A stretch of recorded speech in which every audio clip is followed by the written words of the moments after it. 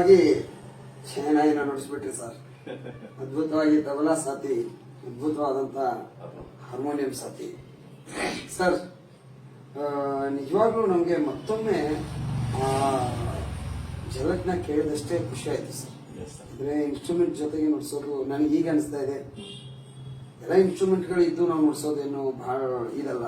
ನೀವು ದೊಡ್ಡ ಕಲಾವಿದ ಅಲ್ಲ, ಎಲ್ಲ ಏನೂ ಇಲ್ಲದೆ ಇನ್ಸ್ಟ್ರೂಮೆಂಟೇ ನೀವಾಗಿ ನುಡಿಸಲ್ಲ.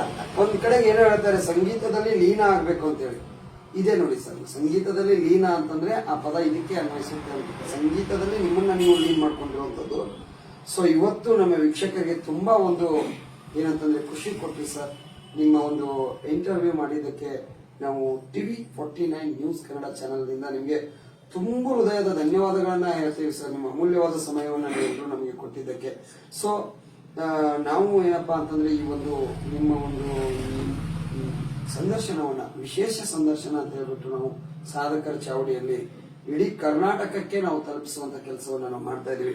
ಸೊ ನೋಡಿದ್ರಲ್ಲ ವೀಕ್ಷಕರೇ, ಇವತ್ತು ಟಿವಿ 49 ನ್ಯೂಸ್ ಕನ್ನಡ ಚಾನೆಲ್ ನ ಸಾಧಕರ ಚಾವಡಿಯಲ್ಲಿ ಪಂಡಿತ ಶ್ರೀ ನಟರಾಜ್ ಮಹಾಜನ್ ಸರ್ ಅವರ ಒಂದು ಸಂದರ್ಶನ ಹೇಗಿತ್ತು, ಇನ್ನೊಬ್ಬ ಕಲಾವಿದರ ಒಂದು ಸಂದರ್ಶನದ ಜೊತೆಗೆ ಮತ್ತೆ ನಾನು ಮತ್ತೊಂದು ಎಪಿಸೋಡ್ ಬರ್ತೀನಿ. ನಮಸ್ತೆ.